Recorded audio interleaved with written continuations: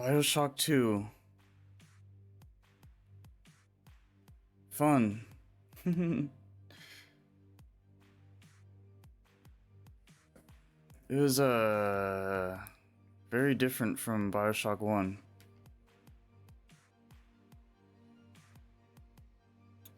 Actually, the complete opposite. Which was kind of cool. Fortunately, I played these in a kind of a weird way where I kind of played them out of order. And not only that, but I'd start up one of the Bioshock games. It was messy, and then I'd start up another one, but I didn't. I played like 10 minutes for each one, or like a half hour maybe, just because I wanted to get into the games and like get a feel for them. But by the time the differences between the games, it took me a while to realize it, because the way I happen to approach these is that it really threw me off, because I didn't know enough about Bioshock at the time, or at least especially the first two, to where I even really knew what was going on. So when I booted up each game, I was really lost. But it wasn't until like way later where I was like, okay, I'm kind of getting it all now. I kind of understand. So definitely for me, it wasn't as direct as like, okay, this is the first game. This is the second game. Completely different. Well, they're more or less the same, sure, but like just the gameplay or whatever, the play style. I mean, it's pretty obvious at first, but I just didn't notice it. It's kind of funny though, because looking back at it now, it's like, wow, it's a night and day difference. But because of that, that's actually what made this pretty fun, because it was everything we loved about the first game, but just, I don't know about better. That's arguable in some aspects, but it was mostly a perspective thing. Because what's cool about games like this is that there's so much environmental stuff going on, the enemies, the lore, your whole surroundings, but they do such a good job at still making it about you. Like, you're the main character. It's, you know, like if these games were played in real life, sure, you're paying attention to everything around you, but ultimately you're worried about you. Number one, you're thinking about you and your health and safety and survival and the way you go about doing the things that you do, and you did a really good job at not letting you kind of forget that, because there's a lot of it's either half of everything's done this way, or half of everything's done where it's not even really about you, it's about everything else. Kind of like a blank slate, which is it's cool either way, because I mean, it's done in that way for a reason.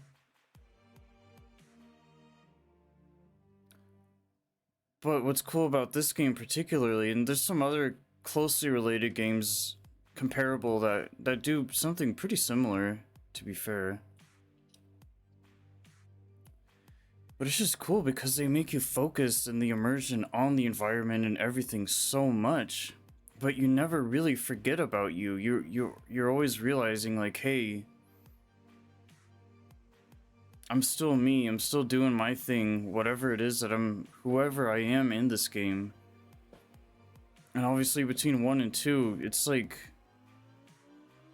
I just love that perspective. It's so cool to like see through the eyes of your enemy and like what it would be like to kind of be the bad guy. And it's pretty neat. It's definitely a unique direction they took, because this game does stand by itself so well that there's not a lot of games I can think of that that did what they did. It's very rare they'll actually choose that kind of direction, like, you know, this enemy that you've been fighting for so long or whatever. Now you get to know what it's like to see things from the other side. And that's just cool in life, when you can like really see through their eyes. Because like the big daddies in one, you could tell right away that, you know, they're a very important part of the game. They are the game, really. And especially when you find out more about how they came to be, or just, you know, the fact that there are other big daddies out there, and the little sister, it's all like pretty wild, but it makes you appreciate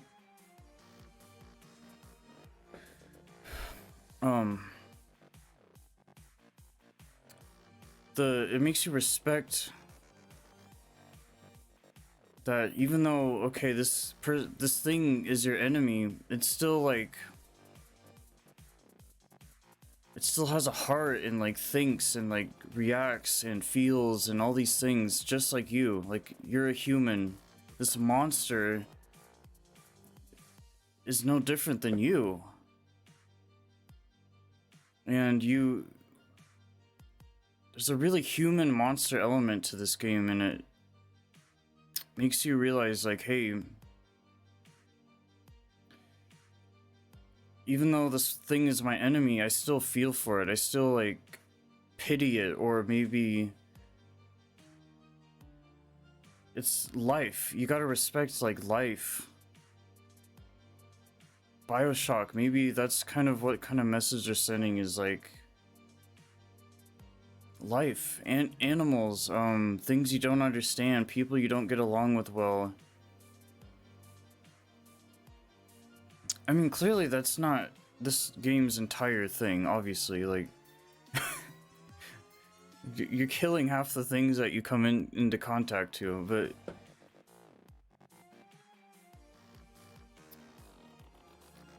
yeah, it's neat that the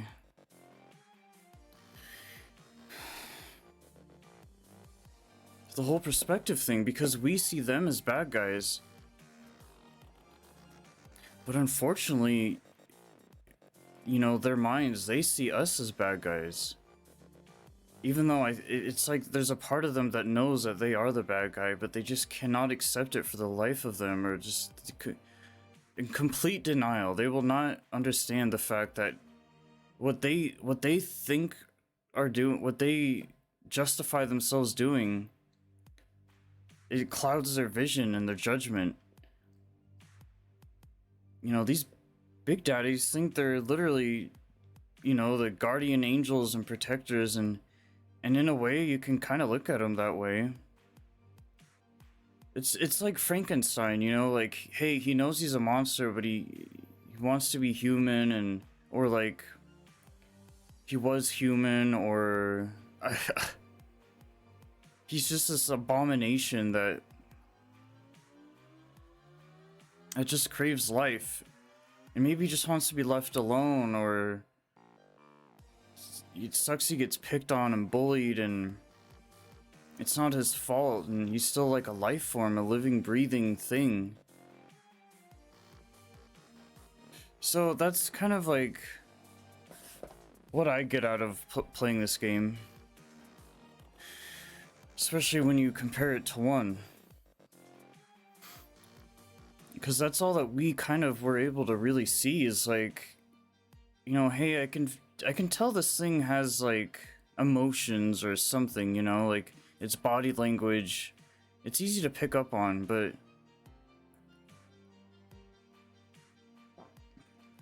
but you don't really get to know your enemy the way that you can't. It's so hard to see from other things' perspectives, other people's perspectives. And that's what's, and then it's hard because all we can do is know what we know. And it's so hard to like get out of that and see things from their perspective. Or we could even communicate and talk about things, but nothing will still really solidify enough to where, like, okay, we completely 100% understand whatever situation is happening right in front of us. That's just a daily thing. It doesn't matter who it's with, where, what, why, like... So that's why this game is so interesting to me, because it's not just a game to me, it's like so many other things.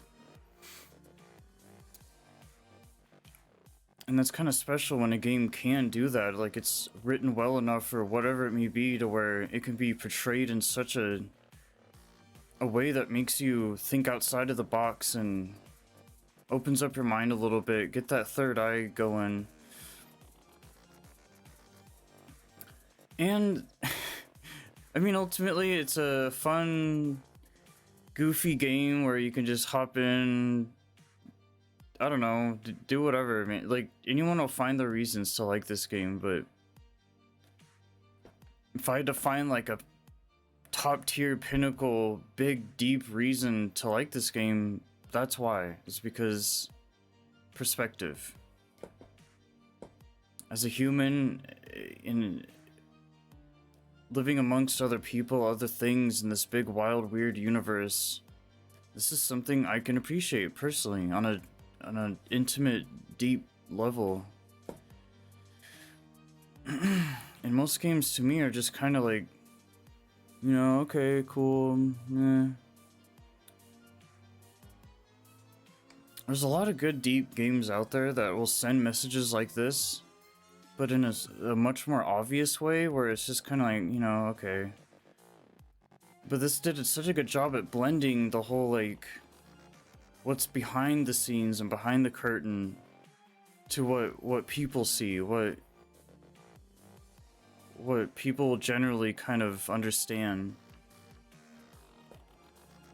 But there's always more to it. There's always more to the picture that we might not always understand, and this is a good game that can do that for you.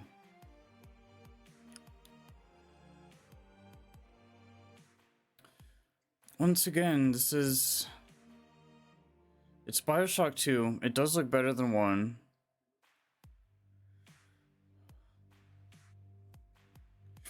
But ultimately, it's still kind of like, you know, I mean, this is its own game. It's so similar, but it's obviously like completely different in a way. Yeah, the cutscenes look good. Look, Daddy, it's you.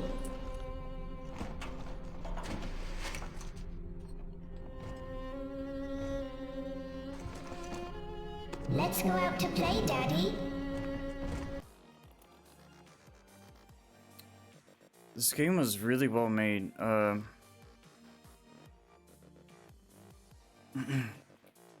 mean, you can't go wrong with this formula. When a game is made like this, where it does all these things, anyone can get into it. Anyone can play it. Which is really cool. Because a lot of games, they kind of go into their own little corner and do what it does best, and it's nice with games like this because it does everything. You can't just like not appreciate it, or it's hard to be picky with games like this because it's always like, well, I would like some dialogue, I would like some cutscenes, I would like some combat, I would like some exploration, some puzzles. Eye candy, good audio design, quality of life, good UI, whatever. And there's a lot of games out there that only really tackle each of one of those things, but really well. And what's cool about this game is it just does it all. And this is like my type of thing where it's like, You know, don't make me focus too much on just like one thing. That's so tedious. That's life already as it is. Like, let me just have a good time. I'm playing your game, dude. I'm getting it. I'm downloading it, buying it, purchasing it, spending the time with it. It's really not much different than like some sort of having, obviously in a very different way, but a relationship. You build a relationship with the games that you play and the movies you watch, the music you listen to. So just let me like enjoy its company, you know? And that's what this game does, so that's why it works out so well. We just make a good team. I think there's always going to be games that will kind of give me this sensation, but maybe more or less, better, worse. But to me, this game is kind of like a really nice... Like, I don't love it, I don't hate it. It's just kind of like... just a really good go-to game. Like, I'm not too biased towards it. And I think I love that kind of equality feeling because, you know, if only everything could be that way, if only everyone could be that way, I mean, things would be very different. But, yeah, it's cool. One thing that's weird, like, usually with big games like this, you'll find clones out there that try to do something similar, or... It's weird, with this game, I can't really think of anything that's ever even tried to compete with it, because it's so on its own level. You know, what this game does, it does it so well that you just can't really... It's hard to build upon or like make better or different because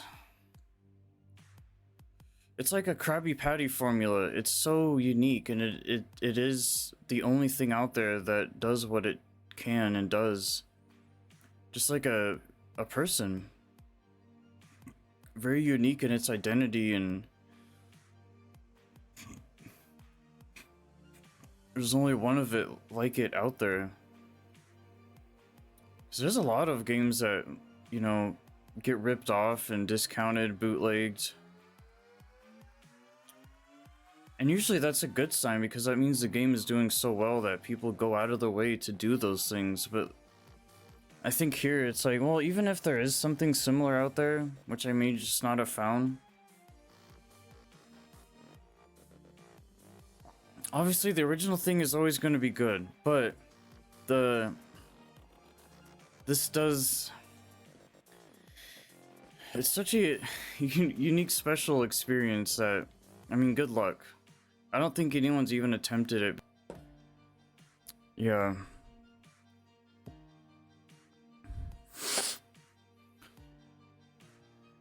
But that's just a good way to tell you that if you want something like this is the only place you're gonna get it. It's like a Big Mac. Where else are you gonna get a Big Mac? Nowhere. There's one place to get a Big Mac, and that is it.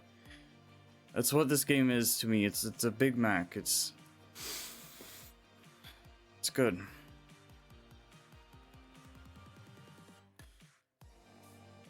Yeah, when I did play this though, it was... To be fair, this is a sequel, so you know, it's pretty okay to bring up the first game, I think. But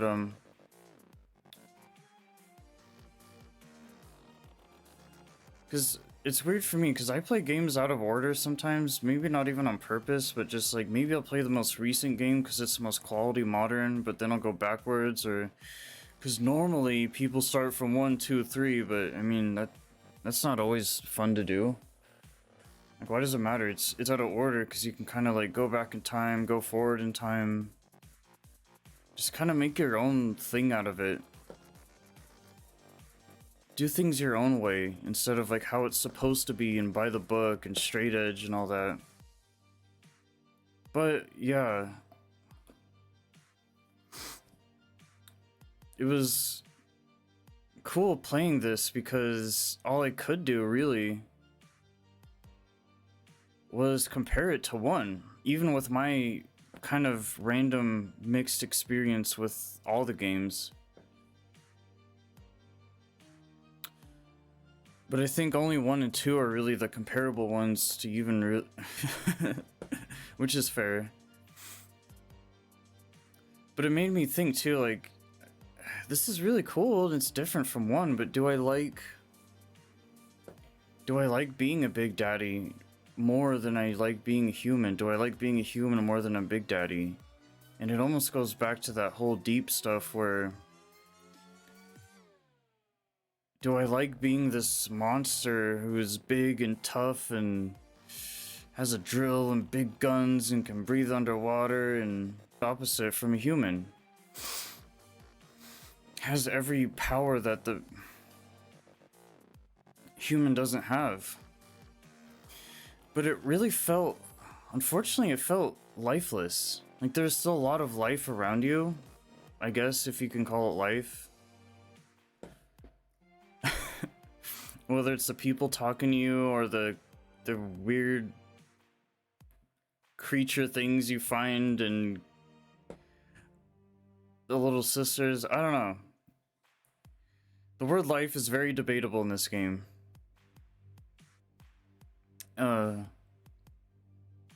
yeah, it definitely took me away from that. Because why most games are, why you're a human most of the time is because we like that. We can relate to it. We like playing a human being in a video game for the most part. And that's why most movies are about humans. They're about people, faces. So playing this was kind of like lacking that part of it.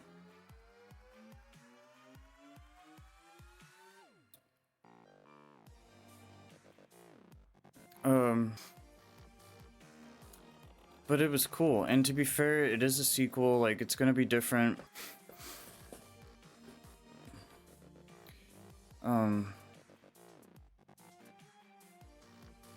Yeah, you were so fragile as a human, but here you're kind of this tough thing. You're not invincible by any means, but it's still...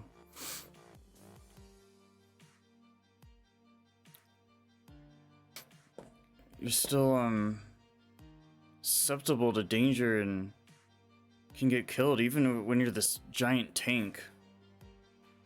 And you could really feel the power too. You could feel the weight of this thing, and like... I mean, it's no secret that you do play a Big Daddy in this game. Like, you'll find that out immediately. It's not really a surprise. It was a surprise at first, I suppose, but at the same time, I think you could almost get the idea that that's probably how it was gonna go down. Because the thing about the first game is that, I mean, Big Daddies are definitely a thing, it's no secret, but I wouldn't say it's really giving away the fact that, like, hey, this entire game is surrounded by a Big Daddy and you are the Big Daddy. There was a lot of interpretation to have with the first game, so it's like, well, it could have been a human, it could have been whatever. You never really would have known until you played it and actually tried it out or whatever. But they let you know, like, immediately. So, like, here it's cool that, like, okay, clearly something's different here. And they make that very apparent in the game, too, where, you know, you're gonna notice immediately that something's different. Which is really smart, too, because sequels are tricky when, you know, hey, how different are we gonna make this? How similar are we gonna make this to the first game? It's only other comparable kind of deal. I think with movies it's a little trickier because there's reboots, there's remakes, things... Certain particular things have been around for so many years, but obviously Bioshock is its own deal. And granted, Bioshock's been around for a minute, but you know, since everyone's on a different timeline and different deal doing what they're doing, and different ages, different things going on with them in their life. When you play this, it's not really gonna be like, you know, I think the sequel did great at expecting what you were kind of expecting. And most of the time, it's hard to really know what that would be like or how to go about it very well, because it's such a loose system where things can go in almost any direction, really, no matter what source material it actually comes from. I mean, that's all it can take is one certain step to kind of make things all weird, especially when someone's so familiar with the background of it all. But thankfully here, it's like, well, we have something, let's run with it. Second game, you're a big daddy. You are the guy. Perfect, there you go. Problem solved. You weren't sitting there like, oh, I just want to play the first game again, or... The second game was really enjoyable enough to where as soon as you start playing it, you want to finish it, you want to keep going, you want more of it.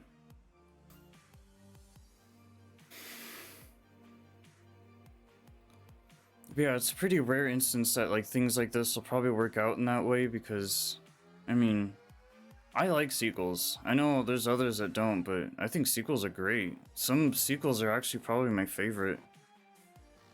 I don't care if it's a game or movie or whatever. But it's just cool because it's the first thing, it's the OG, but more. Bigger, better. That's the point. That doesn't always have to mean like it's worse or like... Yes, original stuff is great. It's what kind of introduced you to it, but you're just going off of like your own perception of time. It's not the simple fact that sequels and trilogies and stuff suck. It's just a more of like, or even prequels for that matter.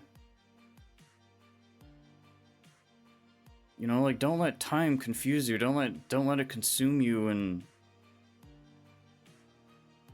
just take it, enjoy it, live with it, deal with it in the best positive way that you possibly can. It's really so simple.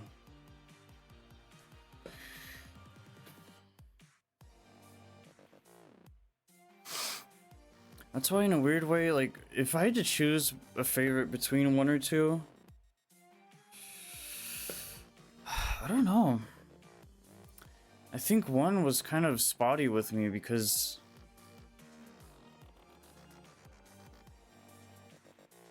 it's hard to follow. They kind of just throw you right in. It's very iconic. That's the thing with OG stuff. It's very iconic. Because a lot of energy was put into this thing to really put it out there. And so I respect that, but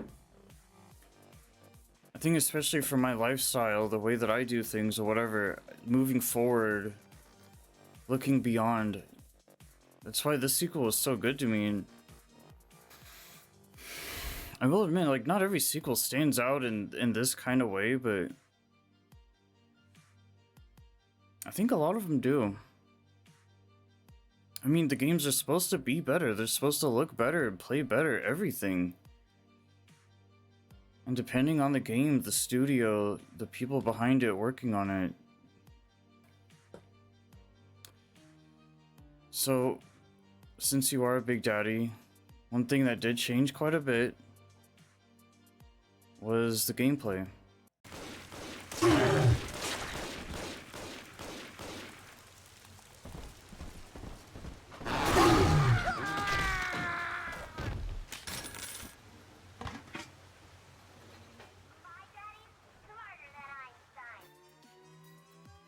Which was actually pretty fun. I think in one you felt very fragile and very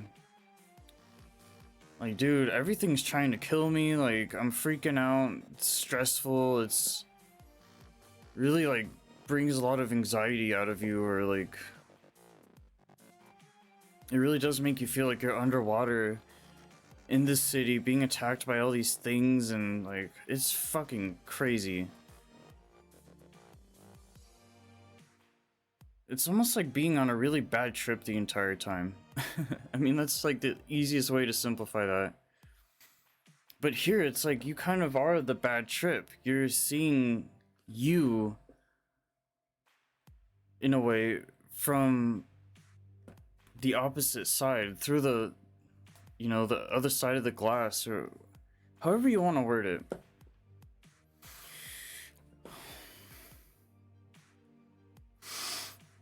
And that's really cool because if you think about it, most games you've played or will play or forgot, remember, whatever it is, they just don't do that a lot. So it's really cool to see that. Like, and if they do this at all, like see things from the villain's side, it's supposed to be very like a treat. Like, hey players, you know, you love the bad guy so much and have been fighting him for so long, and you kind of deserve to see things from that point of view. And the first game alone did that enough to where that's how we were able to get the sequel. And normally you'd probably have to wait a long time for something like that to happen. Like, I can think of a few examples, but it all just kind of depends on one's own repertoire of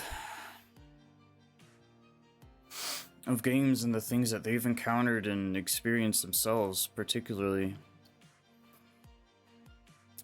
Because there's a lot of games where you're like, you know what would it be like to be the bad guy? I think that'd be kind of cool.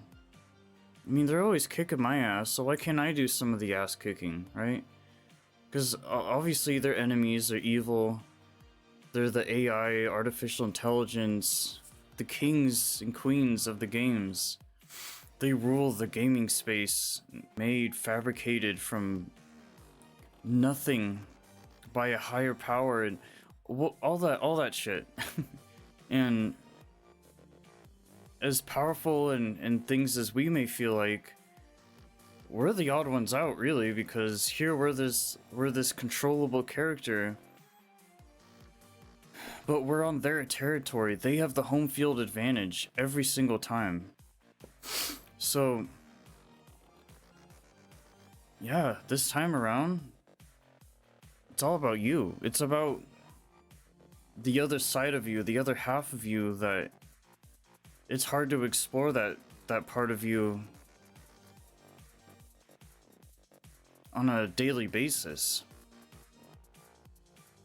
And it's cool because this game lets you express that kind of side of you, not like in a bad way, but just because it's like you subconsciously realize like there is another part of you, that half and half kind of thing.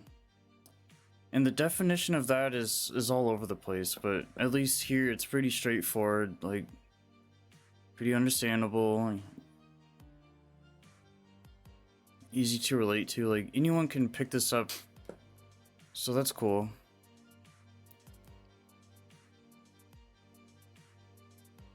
But yeah, I mean, Rapture, Big Daddies,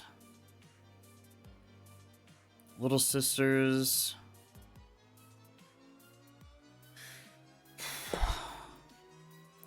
more or less the same stuff, but they didn't really take anything away. The only thing they took away was you being a human, so if anything, they just added upon this, which is great, because it took everything you loved about Bioshock, made it cooler and better. Perfect.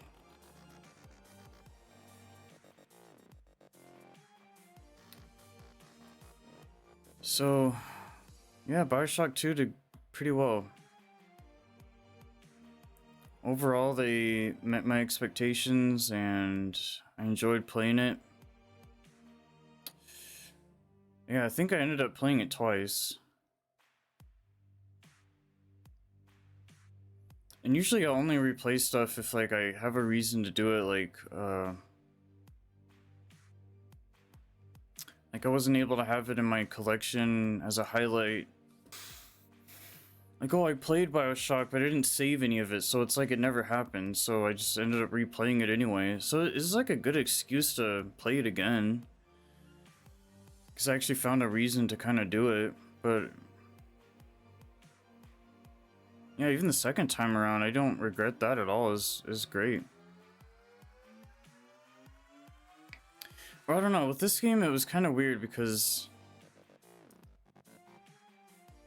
this was around when I first started streaming, so it was like I started it, played it, but yeah, maybe I didn't play it twice.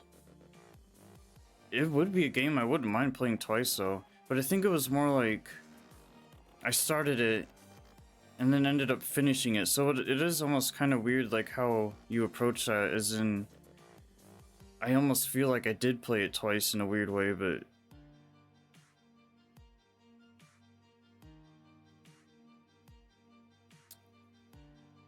or I might have, I don't, it's been a minute, but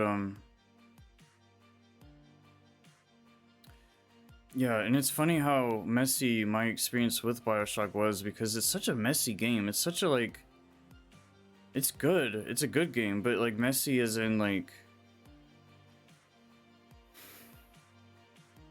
you know, it's a game that can kind of crawl into all the cracks and creases of your mind, and it's where all these dark corners are at, and it's... I mean, you could think of it as like a psychological horror thriller type of thing. Like a very light, subtle psychological kind of deal. I mean, that's probably fair. I assume this counts as like an action RPG, or, you know, this is pretty standard, really, AAA cinematic fun kind of deal.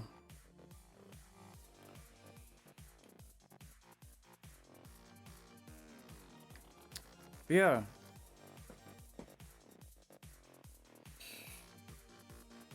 Bioshock 2.